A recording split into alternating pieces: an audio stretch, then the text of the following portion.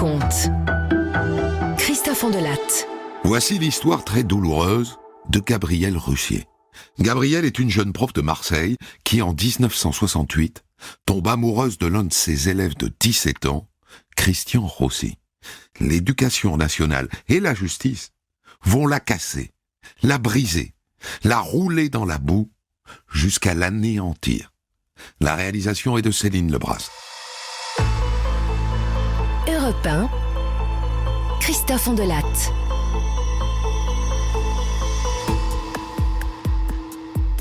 Pour une fois, je vais commencer mon histoire par la fin, pour que vous compreniez tout de suite que ce n'est pas une bluette. Cette histoire est un drame, c'est un cataclysme, et à sa manière, 1 an après mai 68, elle a secoué la France, elle l'a fait bouger, et la France est ressortie de cette histoire moins rigide, heureusement.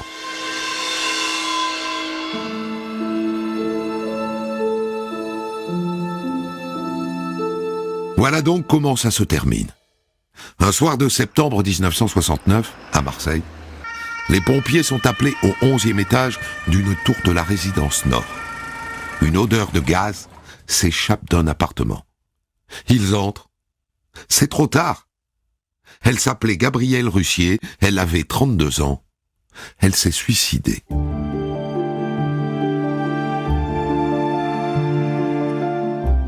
Et ce suicide ne passe pas inaperçu, oh que non. Parce que cette Gabrielle qui vient de se donner la mort en ouvrant le gaz, tous les Français la connaissent. Ça fait des mois qu'on ne parle que d'elle dans les journaux, à la radio. Des mois qu'elle est au cœur d'un scandale qui divise la France. Elle a eu une relation amoureuse avec l'un de ses anciens élèves, un adolescent de 17 ans, Christian Rossi. Détournement de mineurs. En 1969, on ne rigole pas avec ça. On la roule dans la boue, on l'envoie en prison, elle perd son travail et maintenant, elle est morte. Ses proches, ses amis sont sidérés. Personnellement, je pense que c'est une bien triste et bien lamentable histoire. Évidemment, on ne peut pas jeter la pierre aux parents du jeune homme, du jeune Christian, qui ont réagi comme ils pensaient devoir réagir. Mais enfin, je trouve qu'ils sont allés peut-être un peu loin en portant plainte pour détournement de mineurs, l'acharnement des parents et la justice qui a fait appel, alors que justement le juge de Marseille avait eu un jugement de clémence en faveur de Gabrielle, un jugement humain, que le parquet ait fait appel. À mon avis, ce n'était pas nécessaire, car finalement, être aimé et avoir aimé, ce n'est pas un grand crime. Pour vous donner une idée de l'émotion que suscite ce suicide, à l'époque, même le président de la République, Georges Pompidou, qui vient à peine d'être élu, est sommé de dire quelque chose lors de sa première conférence de presse. Je vous dirai pas tout ce que j'ai pensé d'ailleurs sur cette affaire.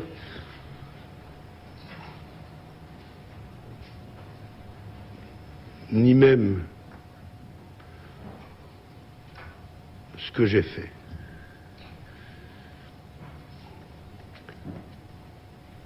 Quant à ce que j'ai ressenti, comme beaucoup, eh bien,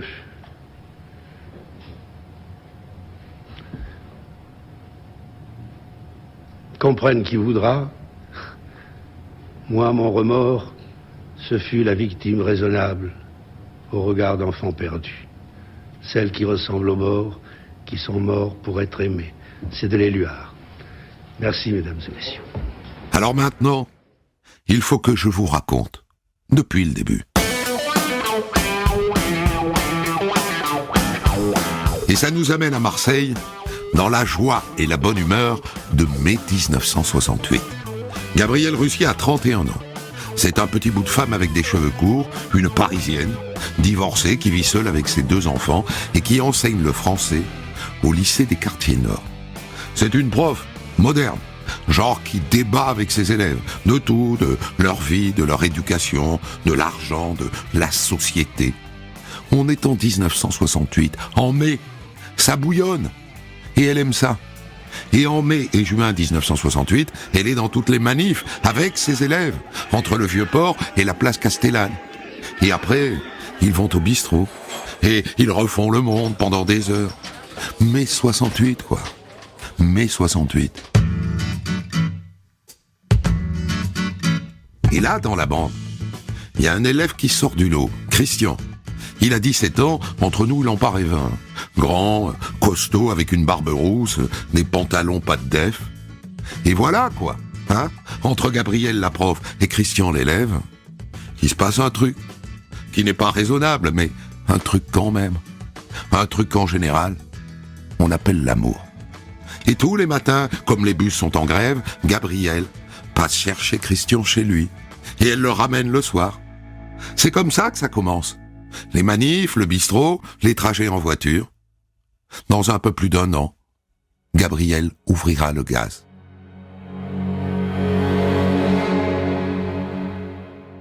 Et les parents de Christian ne tardent pas à s'en apercevoir. Les parents, je vous le dis tout de suite, sont des enseignants. Et pas qu'un peu, hein. En mai 1968, ils viennent de quitter le Parti communiste pour l'extrême gauche. Tout ça pour dire qu'ils sont censés être progressistes, ce qui ne va pas sauter aux yeux dans la suite de cette histoire. La mère demande au père d'intervenir. « Tu dois faire quelque chose. Va la voir. » Il va la voir. « Je vous demande de cesser de voir mon fils, madame. Laissez-le tranquille, enfin, vous allez finir par coucher avec lui. Si ça se trouve. Ou alors, est-ce que c'est pas déjà fait? Et donc, ils essayent de rompre.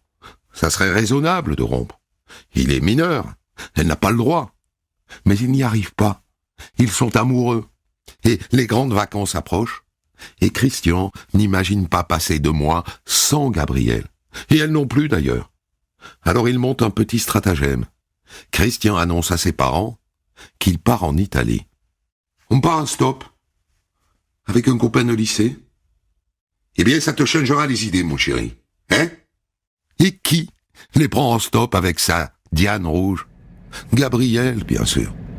Et les voilà donc partis tous les 3, libres comme l'air, au cœur de l'été 1968.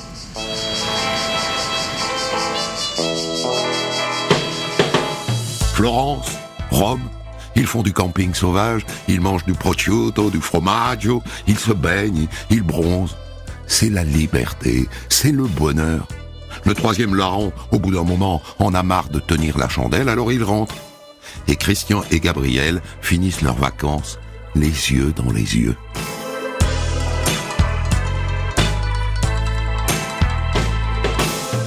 Le retour à Marseille et la rentrée des classes signent la fin des festivités, d'autant que les parents ont flairé l'embrouille.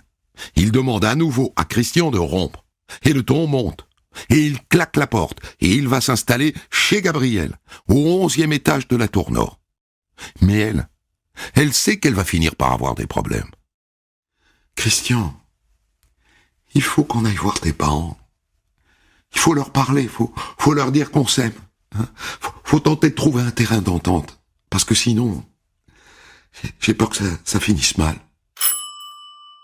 Non, madame, non, on veut pas vous parler, madame. Et toi, Christian, maintenant, tu rentres et tu vas dans ta chambre. » La suite est un pugilat. Il refuse. « J'en ai rien à foutre. Je me barre puisque c'est comme ça. » Et il remonte avec Gabrielle dans la voiture. Et là, le père, la mère et le frère entourent la voiture. Ils veulent sortir Christian manu militari. Mais l'autre s'agrippe au tableau de bord. « Démarre, Gabrielle !» Gabrielle passe la première. Et la voiture s'enfuit dans les rues de Marseille. Et c'est comme qui dirait, le début des emmerdes. Ils ont franchi un point de non-retour.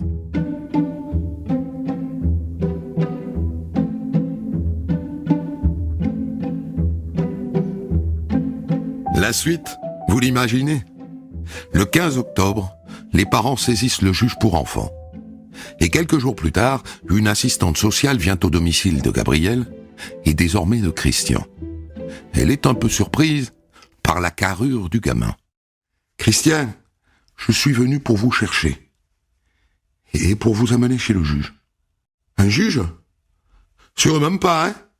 Je bougerai pas d'ici. »« Si, Christian. Tu vas y aller. Il faut que tu ailles. Dis les choses, mais vas-y. » Puisque c'est Gabrielle qui le lui demande, et le voilà dans le cabinet de juge, qui n'est pas un mauvais homme. Hein. Il cherche un compromis. Il a fait venir les parents. Il y aurait une solution. à mon sens. L'émancipation, c'est parfaitement possible. Hein. Ah non, pas question. On veut conserver l'autorité parentale sur Christian. Alors vous pourriez peut-être le loger dans une chambre en ville. Une chambre en ville. Mais ça serait la porte ouverte à tous les abus. Alors, un internat peut-être.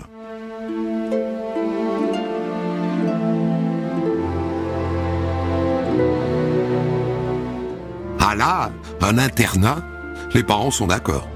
Un internat, c'est très bien. À Argelès, dans les Pyrénées, tiens, ça sera très bien.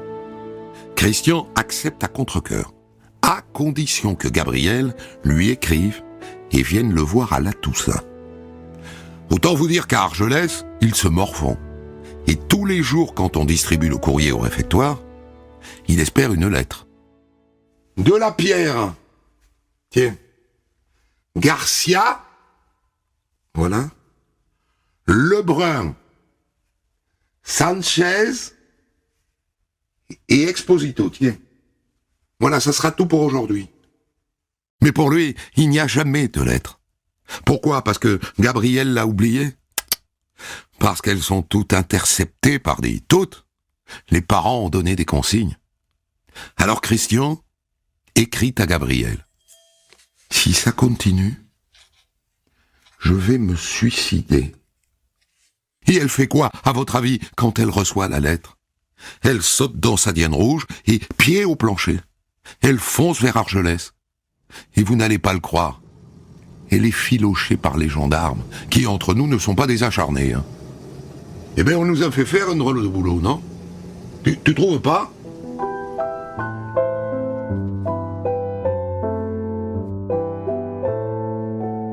Car ils ont reçu la consigne suivante. Si le genou la rejoint, vous les embarquez tous les deux. Et donc, à l'arrivée, au premier baiser, crac, il leur tombe dessus. Flagrant délit d'amour. Il rédige un rapport, il l'envoie au juge, Christian repart à l'internat, et pour Gabriel, la route de Marseille, c'est par là. Mais les deux amoureux n'ont pas dit leur dernier mot.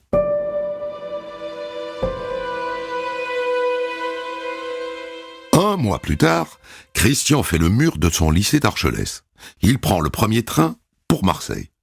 Un copain de lycée le planque dans l'arrière-pays, où bien sûr, il fait venir Gabriel. Mais après, ça se complique beaucoup. Parce que 15 jours plus tard, les parents portent plainte pour détournement de mineurs. Et détournement de mineurs, on change de registre, on passe un cap.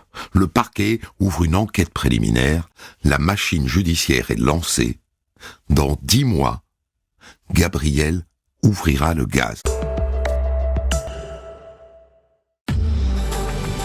Parlons moteur hybride et économie. Parlons de Renault Clio E-Tech Full Hybride. Jusqu'à 40% d'économie de carburant et 2 mois de loyer offert. Clio existe aussi en version essence, prête à partir des 170 € par mois. Économie versus version essence en cycle urbain WLTP. Renault Clio Essence Évolution SE 65 hors option. Location longue durée 37 mois, 30 000 km. Premier loyer de 2 500 €, deuxième et troisième loyer offert pour commande de Clio neuve. Réservé aux particuliers du 1er au 31 décembre si accordiaque. Selon stock disponible, voir Renault.fr. Pensez à covoiturer.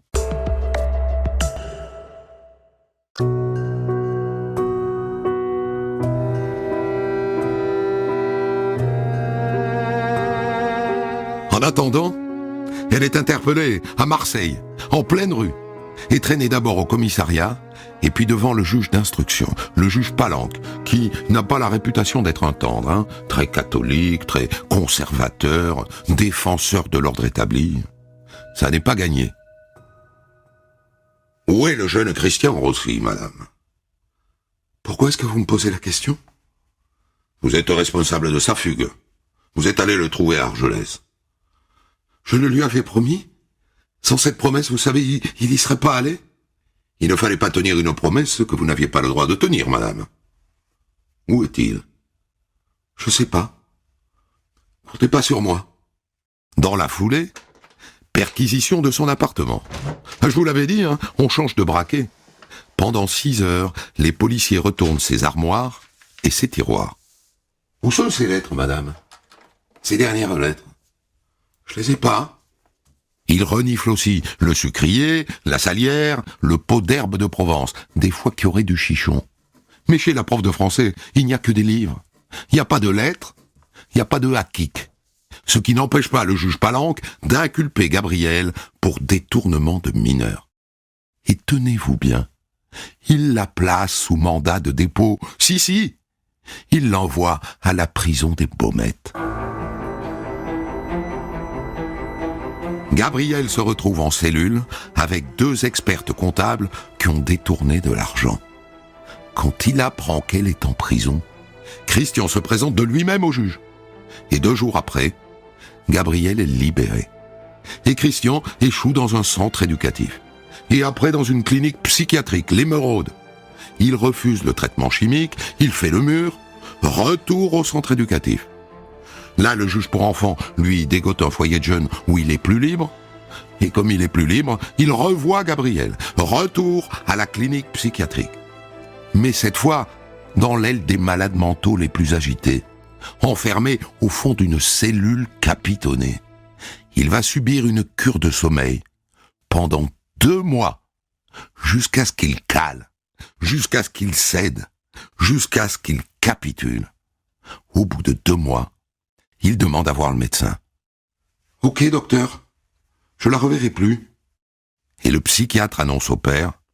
« Votre fils est guéri, monsieur. » « Guéri, tu parles ?» Christian va se reposer chez sa grand-mère à Montpellier. Et assez vite, il fugue.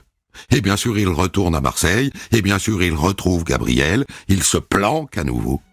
Et pour le juge, c'est encore la faute de Gabrielle. Et donc, il la renvoie en prison. Il la renvoie en tôle, alors que je rappelle qu'elle est maman de 2 enfants. Mais dans la tête du juge, ça ne pèse pas. Elle va passer 2 mois aux Baumettes. 2 mois. Parce que pendant ce temps, Christian refuse de rentrer chez ses parents. 2 fois, elle demande la liberté provisoire. Et 2 fois, la chambre d'accusation refuse. Attendu que les faits reprochés à Russier-Gabriel sont graves, attendu que la détention est nécessaire à la manifestation de la vérité, attendu que si le rôle de Madame Russier dans la nouvelle fugue du mineur Rossi n'est pas actuellement établi, il n'en demeure pas moins que l'inculpé, depuis sa mise en liberté provisoire, a repris ses relations avec Christian Rossi, la mesure de détention est confirmée.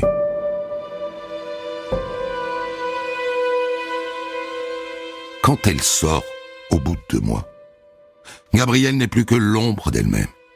Et pour ne rien arranger, elle apprend que l'Éducation nationale ne veut plus d'elle. Elle avait demandé un poste d'assistant à la fac, c'est non. Et elle doit rembourser les 2 mois de salaire reçus pendant qu'elle était en prison. Ils sont en train de la détruire, lentement, mais sûrement.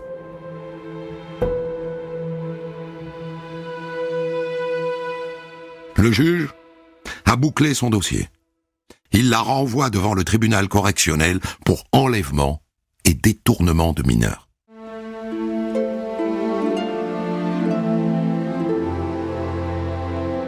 Le procès de Gabrielle s'ouvre le 10 juillet 1969 devant la 7e chambre du tribunal correctionnel de Marseille. Juste avant les vacances, pour que tout soit réglé avant la rentrée. Le président prononce d'entrée le huis clos, il n'y a pas de public, il n'y a pas de journalistes. On a donc assez peu d'informations sur ce procès. Mais ce qu'on sait, c'est que Christian n'est même pas convoqué. Les juges ne verront donc pas qu'il a l'air plus d'un adulte que d'un adolescent. Et le procureur requiert 1 an de prison ferme. Le jugement est rendu le jour même. Attendu que Gabrielle Russier s'est abstenue de rassurer les parents alors qu'elle savait où se trouvait le jeune Rossi après sa fugue d'Argelès, le rencontrait fréquemment et subvenait même à ses dépenses, attendu qu'il est manifeste que la prévenue a abusé de l'ascendant qu'elle a pris sur le jeune homme, il convient d'infliger à Russier-Gabrielle une sanction sévère, tout en rappelant qu'elle a été incarcérée à 2 reprises, dont la 2e fois pendant plus d'1 mois et demi. Le tribunal la condamne à 1 an d'emprisonnement avec sursis et 500 francs d'amende, plus 1 franc de dommages et intérêts pour les parents. Je vous remercie.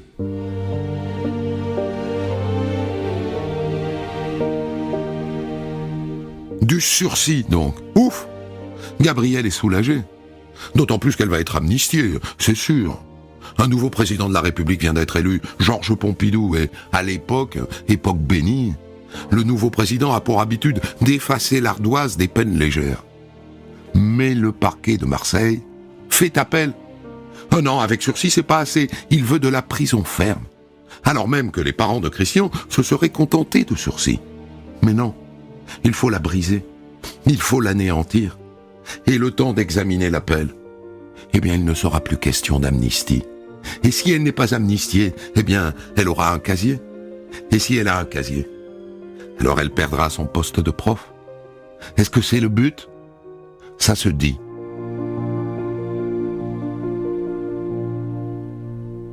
En tout cas pour elle, c'est le coup de grâce. Elle s'enfonce dans la dépression. On la place dans une maison de repos à Tarbes. La situation est très grave pour moi et pour les enfants si je suis viré de l'éducation nationale. Je ne comprends plus rien de ce que j'entends ou de ce que je lis. Je suis tout abîmé, intellectuellement et physiquement. Je vais faire tout mon possible pour tenir jusqu'à l'appel. Pour ce procès en appel qui s'annonce, son père, le père de Gabrielle, engage un ténor du barreau de Paris, Maître No. Mais elle ne tiendra pas jusqu'au procès.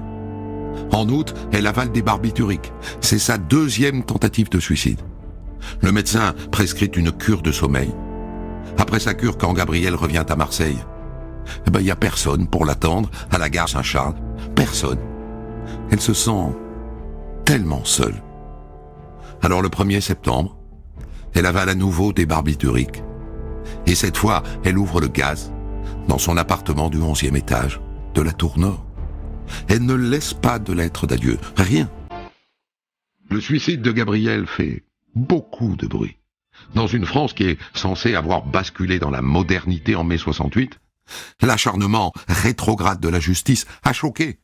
À commencer par le nouveau président Pompidou, qui ordonne une enquête pour établir la responsabilité des décisions judiciaires et universitaires qui ont conduit au suicide de Gabrielle Russier. Il veut savoir pourquoi elle n'a pas bénéficié de l'amnistie que lui, président, avait promulguée.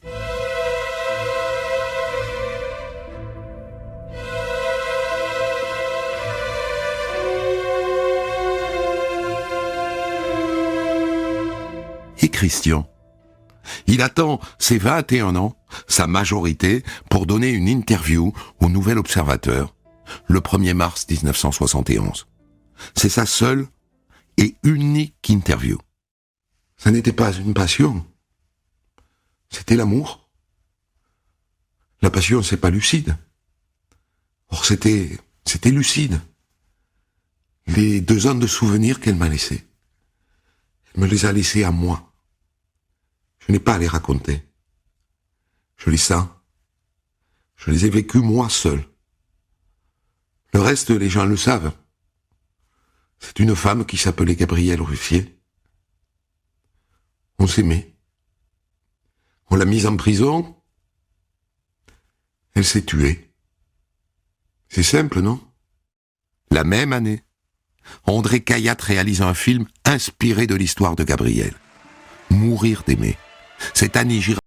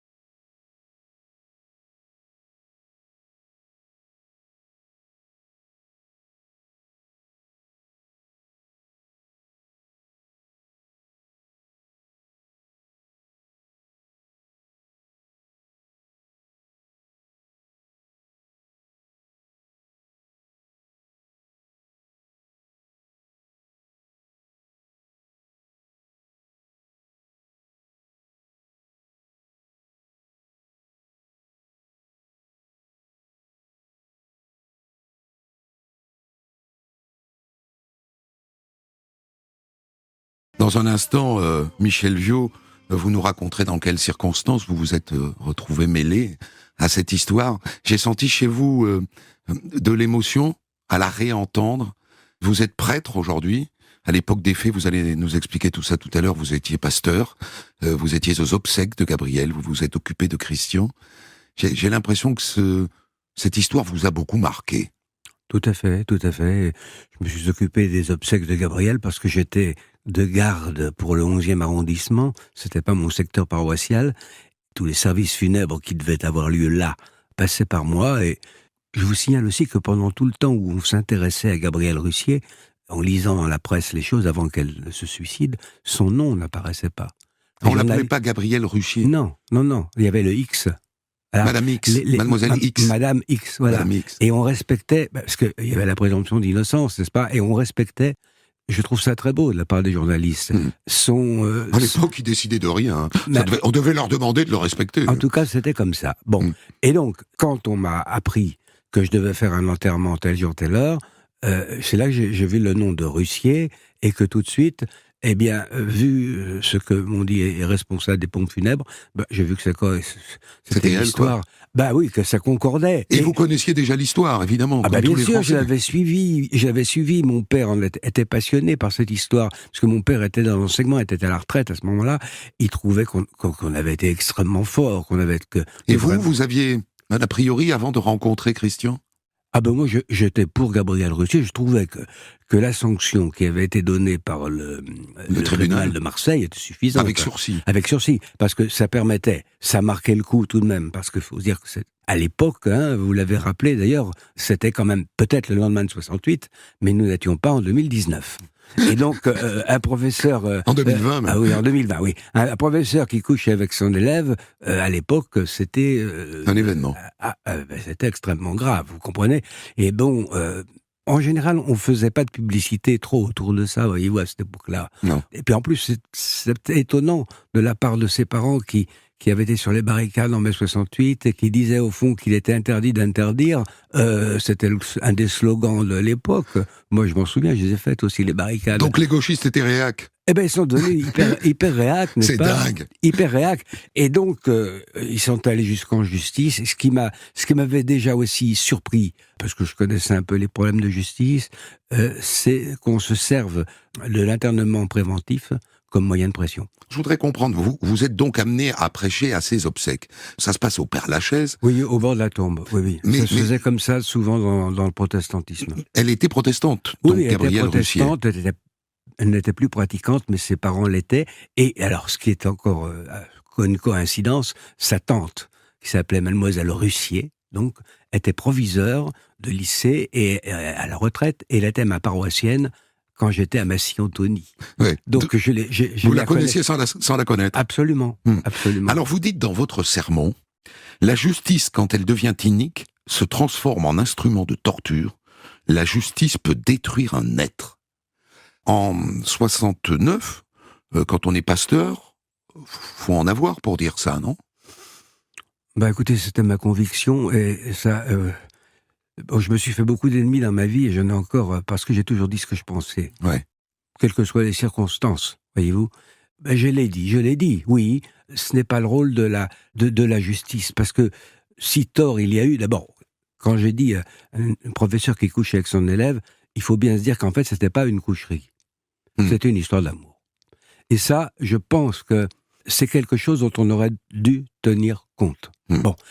D'autant plus que pendant toutes ces histoires de 68, il s'est passé un certain nombre de choses à la Sorbonne ou ailleurs. On a laissé dire vraiment tout et n'importe quoi, y compris même faire l'apologie de la pédophilie, pour parler de quelque chose d'actualité. Bon, et tout d'un coup, crise de vertu, quelques mois plus tard... On ne supporte pas qu'une professeure... voilà, et en plus, une histoire comme vous amoureuse l'avez avec un élève. fort bien dit, c'est pour ça que je n'ai pas beaucoup aimé... Autant j'ai aimé le film Mourir d'aimer, mais j'ai pas beaucoup aimé la télévision quand on nous a présenté une autre version, je veux pas dire de nom, mais parce que dans la version du film Mourir d'aimer, Kayat avait eu l'intelligence de choisir Annie Girardot et le jeune homme qui jouait le Christian, qui avaient tous les deux, enfin, Annie Girardot, vous l'avez plus jeune que son âge, et Christian plus vieux que son âge. Et c'est très exactement le cas. C'est pas un couple qui jurait détournement de mineurs. On les croisait dans la rue, Ben oui. ils n'attiraient pas la suspicion. Ah, mais pas du tout. Ils avaient l'air d'un couple normal. D'un couple tout à fait normal, déjà, vous comprenez. C'est pour ça que c'est dommage aussi que, vous l'avez bien dit, que Christian n'ait pas pu être... Comparaître au procès. Surtout que c'était à huis clos. Vous dites dans votre serment évoquant l'appel donc du procureur de la République, Dieu a rejeté son appel, Dieu n'a pas voulu laisser Gabriel Russier dans vos mains, juges humains, face à Dieu, vous avez perdu votre procès. Oui, je pense qu'effectivement, je le maintiens.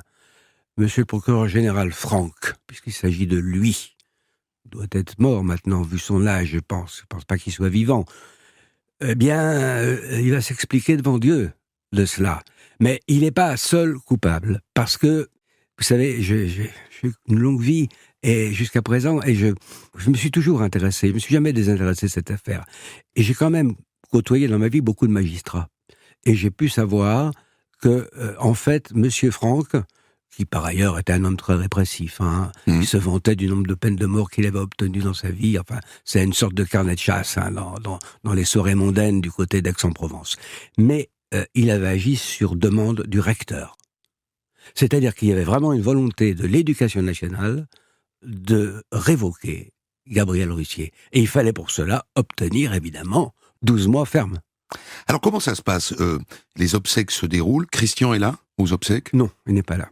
Dans quelles circonstances alors est-ce que vous rencontrez Christian? Mais parce que André Cayatte me fait demander, par des amis communs... Pour tourner le film, conseiller? Oui, il l'a pris comme conseiller, ce qui l'a dépanné aussi au point de vue argent, puis enfin c'était bien qu'il soit là comme conseiller, mais il fallait bien qu'il loge quelque part. Et la hantise de Christian, c'était de retourner dans l'asile psychiatrique. Il a été marqué, c'est beau d'ailleurs qu'il s'en soit tiré, s'il m'entend, je le salue, et je salue aussi son courage et sa sérénité. Il s'est conduit en homme bien. Il n'a pas été allé sur la place publique. Il a fait une interview. Une seule. Et il a dit... On l'a jamais plus et c'est bien lui. entendu. Ouais, tout à fait lui. Donc alors, pour reprendre le fil il de ma avait peur question. de l'asile psychiatrique. Donc, voilà. c'est André Cayatte qui vous met en relation avec Christian. Oui. Cayatte qui a recruté Christian pour lui donner des conseils pour écrire le film. Oui, tout à fait. Et c'est Cayatte qui vous dit, est-ce que vous pourriez vous en occuper? Oui. Ça veut dire quoi? Il vit avec vous?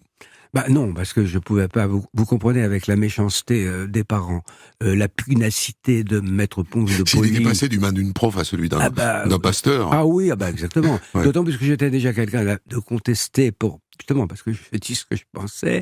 Bon. Donc vous lui avez trouvé un abri? Oui, j'ai Où trouvé. Ça je le dis pas. C'est un secret. C'est un secret, mais j'ai pu trouver parce que quand même l'Église, qu'elle soit luthérienne ou catholique, elle a quand même de la ressource et on peut. C'est une tradition d'ailleurs, et personne ne nous l'ôtera, même les scandales d'aujourd'hui, ne pas être des dénonciateurs. Nous ne sommes pas des indicateurs de police. On peut trouver refuge chez nous. Et ça va durer combien de temps avant qu'il ne disparaisse? Ça va durer plusieurs mois, la fin du tournage. Après, je sais qu'après la fin du tournage, j'ai pu organiser une rencontre entre Christian et son père. Et ça, c'était très important, je pense, qu'ils se réconcilient. Ils se sont réconciliés devant vous? Pas devant moi, non. Vous savez, Christian était très pudique et ça ne se serait pas passé comme ça, non. Ils se sont réconciliés. J'ai été garant du fait que s'il voyait son père, il ne tomberait pas dans un piège. Et qu'il n'y aurait pas une ambulance avec des infirmiers psychiatriques pour l'embarquer. Voilà. C'est à ça que j'ai servi. Parce que j'ai eu la parole du père. Et il l'a respecté. Oui, parce qu'à ce moment-là, il est toujours mineur. Il faut quand même ne pas oublier qu'il n'a pas 21 ans. Oui, et que ce n'est que à la mandature de Giscard d'Estaing que la majorité passera à 18 ans. Vous avez été emmené ensuite à vous occuper de Christian. Et ça m'intéresse bien parce que dans quel état est-il, ce garçon de 17 ans, 18 sans doute à ce moment-là, quand vous le rencontrez? Ce que je voudrais dire d'abord, c'est que pour un jeune qui a vécu... engagé et à fond les affaires de 68, il en est plutôt bien ressorti. Alors que j'en ai vu d'autres qui en ressortaient complètement détraqués. Déglingués, vous voulez dire? Déglingués, ah oui. C'est d'ailleurs ce qui m'a fait prendre mes distances, parce que j'avais, disons, une certaine sympathie au début pour ce mouvement, parce que j'étais à l'UNEF, parce que j'étais plutôt à gauche. Ça m'a fait virer ma cutie d'une manière définitive et absolue. Et Christian, il est bien dans ses baskets? Tout à fait. Ça, c'est la première chose. Et je l'ai trouvé vraiment assez maître de lui et de ses sentiments. Bon. Là, Est-ce qu'il porte une culpabilité pas du tout. vis-à-vis de la mort de Gabrielle? Parce que ça, oui, c'est parce oui, qu'il n'est pas rentré oui. qu'elle reste Non. en prison. Oui. C'est parce qu'elle reste en prison je qu'elle vous l'ai déprime. dit, c'est un amour sincère, réel et partagé. Et bien évidemment, cette mort l'a déchiré. Ouais. Voilà. Et il en veut. Il en veut à ceux qui sont les responsables. Mais ça n'est pas une haine qui le transforme, si vous voulez. Il arrive à dominer, je ne l'appelle même pas la haine, mais sa colère, oui, vis-à-vis du juge, vis-à-vis du procureur qui a fait appel, vis-à-vis de ses parents, bien que les parents n'aient pas désiré cet appel, et effectivement se seraient contentés du premier jugement, il est quand même méfiant vis-à-vis de ses parents, mais il se maîtrise. C'est pas un homme qui est dirigé par la rancune, mais on sent qu'il prend. Bon, il reste là parce qu'il veut témoigner avec Kayat et il À a travers besoin. le film. Voilà, il veut rester, mais on sent très bien que pour lui, il a tiré une espèce de trait sur la société. Et nous avons un certain nombre de conversations. Je me doutais qu'il partirait. Mais quand vous dites partir, c'est partir où? Partir quoi? Il a l'intention de vivre dans l'ombre de cette femme qui est morte, de ce fantôme, ou il a l'intention de construire une autre vie? De vivre autrement. Non. Christian est un garçon positif. Il va pas vivre dans l'ombre du fantôme. Non, pas du tout. Non. Il sait, justement, il est sensible à la réalité parce qu'il est très intelligent. Il est très mature, même, pour son âge. Et tout ce qu'il a vécu, toutes ces histoires de psychiatre, ça ne l'a pas dérangé une seconde. Je me trouvais devant quelqu'un qui était vraiment maître de lui et qui voulait reconstruire quelque chose, mais avec une séparation totale de la vie en société. Vous savez, c'est l'époque où il y a un certain nombre de gens qui ont quitté la vie politique. Je ne vais pas dire de nom, mais c'est lié à Pompidou, puisqu'on évoquait Pompidou, pour aller s'occuper d'élever des chèvres dans Il le a pu département. faire ça. Oui, tout à fait. Ça lui aurait ressemblé. Tout à fait. Il est peut-être quelque part dans une bergerie en montagne avec des chèvres. Mais parce qu'il y avait encore des gens vrais, voyez-vous. J'écoutais la voix du président Pompidou avec beaucoup d'émotion, parce que, vous savez, à l'heure où Pompidou disait cela, il était au début de son mandat, mais il savait qu'il allait mourir. Déjà. Oui, il le savait. Son fils le lui avait dit. Et donc il y avait une gravité. Oui, et quand on va mourir, monsieur, je vous assure qu'on n'a pas envie de mentir et de tricher. Et ce qu'il a dit là, oui, c'est vrai. Quand il part, Christian, il part comme une âme en peine ou il part avec une autre histoire d'amour? Je pense qu'il partait avec... Une autre femme? Oui, et qui pouvait être le début d'une histoire d'amour. Et d'ailleurs, on le sentait quand même prudent, parce qu'il ne se jetait pas au cou de cette autre femme pour oublier l'autre. Mais il savait que la vie continuait, il savait que il était jeune et qu'il ne pouvait pas être seul, il avait besoin de vivre avec une femme qui, après tout, est tout à fait normale, hein, et donc il partait pas seul, voilà. Mais serait-ce une histoire d'amour? Il l'espérait sans doute, parce que c'était un homme droit, c'est pas un coureur, hein. Et puis la fille en question m'avait l'air aussi extrêmement sérieuse, mais c'était clair qu'il tirait un trait sur notre monde, notre société. Aujourd'hui, je suis obligé de vous poser cette question parce qu'on a toujours, au fond, raconté l'histoire de Gabriel Russier en disant que ça n'était qu'une histoire d'amour. Mais peut-être aurait-on raconté l'histoire de Vanessa Springora et Gabriel Matzneff en disant que c'était une histoire d'amour. En tout cas, c'est comme ça que lui l'a toujours raconté et c'est ce qu'on a toujours cru. Aujourd'hui, Vanessa Springora nous dit « c'était une affaire d'emprise ». Est-ce que vous êtes certain, vous qui l'avez bien connu, Christian, que Gabriel, plus âgé, n'avait pas une forme d'emprise sur Christian, beaucoup plus jeune? Alors, je voudrais dire tout de suite que absolument pas. Parce que Christian n'est pas le genre de garçon sur qui on peut avoir de l'emprise, d'une part. Hein. Bon. D'autre part, je suis très heureux que vous évoquiez le cas de Matzneff. Parce que c'est aussi quelqu'un dont on parlait dans ma jeunesse, vous comprenez, et notamment en 68. Bon. Et cela, j'aimerais que nos auditeurs le comprennent aussi. C'est que, selon les époques, on avait différentes façons de réagir devant certaines choses, tout simplement. Et que, en ce qui concerne les amours entre des gens qui n'étaient pas du même âge, d'une époque à l'autre, c'est pas les mêmes réactions. C'est pour ça que c'est tragique de juger en 2020 des événements qui sont passés en 1970. Et ce qui est d'ailleurs intéressant dans ce que vous dites, c'est que l'Église elle-même a énormément bougé. C'est-à-dire qu'il se trouvait à l'époque, donc vous étiez pasteur luthérien, mais comme vous êtes devenu prêtre catholique, vous étiez en tout cas dans le marigot des chrétiens de l'époque, et ils étaient de gauche, vous étiez de gauche, et ils étaient progressistes, vous étiez progressiste, et ils étaient du côté de l'amour, et pas dans l'interdit du sexe. C'est ça. Alors moi, qu'aujourd'hui, c'est tout l'inverse. Moi, je suis toujours du côté de l'amour et je suis toujours progressiste, mais je ne suis plus de gauche. Je suis de droite. Et vous n'êtes plus pasteur. Et je ne suis plus pasteur. Vous êtes curé. Mais j'étais déjà de droite en étant pasteur, vous comprenez. J'ai viré ma cutie, je vous l'ai dit, en mai 68, quand j'ai vu ce que j'ai vu sur les barricades et à la Sorbonne. Merci beaucoup, Michel Viaud, d'avoir accepté de partager tout ça avec nous. C'est assez rare de rencontrer des gens qui ont connu les protagonistes de cette histoire mythique dont on parle depuis tant de décennies. Des centaines d'histoires disponibles sur vos plateformes d'écoute et sur europe1.fr.